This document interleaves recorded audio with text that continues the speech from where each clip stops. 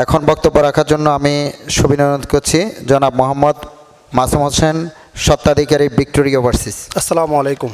মত বিনিময় সভায় বাইরা গণতান্ত্রিক মহাজোটের যেই সমাবেশ, এই সমাবেশে আপনাদেরকে উপস্থিত ইনশাল্লাহ ধন্যবাদ। আজকে আমাদের যে লিডাররা আছে ওনারা বক্তব্য দেবে, আমরা বক্তব্য দিতে আসছি না ইনশাল্লাহ। ওনাদের বক্তব্য আমরা শুনবো। এখানে যারা আছেন তারা বাইরের নেতৃত্ব দেওয়ার জন্য আলহামদুলিল্লাহ আমাদের যেটা মনে হয়, আমরা 1983 সাল থেকে এই বাইরা সৃষ্টি হয়েছে। একের পর এক একজনের নেতৃত্ব দেখছেন। আজকে প্রায় আপনি চিন্তা করেন 83 থেকে আজকে 2025, যারাই বাইরের চেয়ারে বসছে তারা আমাদের জন্য কোনো কাজ করে নাই। আমাদের জন্য কাজ করতে হলে এমন লোক লাগবে ভাইরা, যার কাছে আপনার 24 ঘন্টা যাইতে পারবেন, যার অফিস হবে ভাইরা। আপনি এমন ব্যক্তিকে নেতা বানাবেন যার মনে করেন অ্যাপয়েন্টমেন্ট লাগবে আপনার কাছে ওনার সাথে দেখা করার জন্য।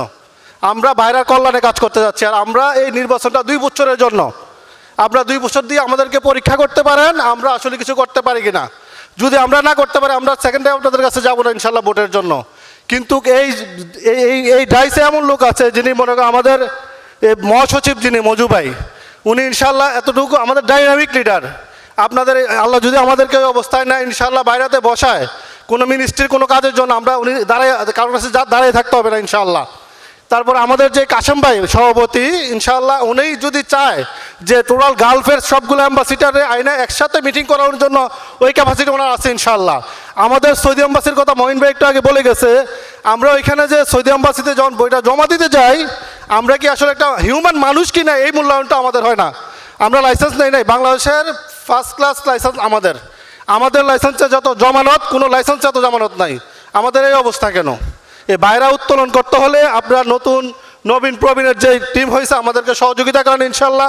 আমরা আপনাদের কাতারে দাঁড়াই, আপনাদের থেকে আমরা নিজেরাও লাইসেন্স আছে, আমাদেরও ব্যবসা আছে। আপনাদেরকেও সহযোগিতা করতে চাই, নিজেদের অবস্থান করার জন্য নাই। আমরা আসছি বাইরাতে আমাদের নিজেদের অধিকার রক্ষা করার জন্য। এই বলে আমি আমার বক্তব্য শেষ করছি।